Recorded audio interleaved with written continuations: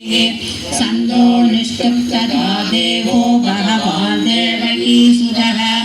अमृतासुद्भवो बीजं शक्तिर्देवकी नन्दनः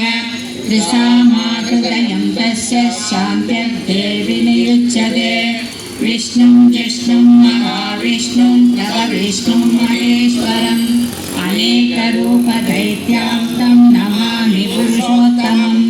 अस्य श्री विष्णु दिव्य सहस्रनाम स्तोत्रमहामन्त्रस्य वेदव्यासो भगवान् ऋषिः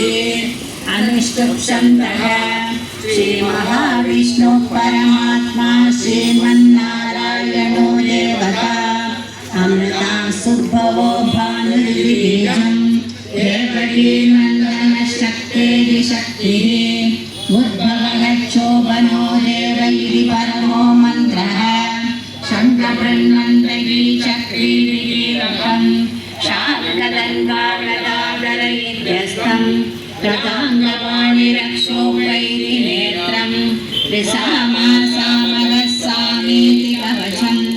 आनन्दं परब्रह्मेति योनिः ऋतुसुरसनकालैति दिग्भन्तः श्री विश्वरूपैति ध्यानं श्री महाविष्णु प्रीत्यर्थे सहस्रनाम जपे विनियोगः ध्यानं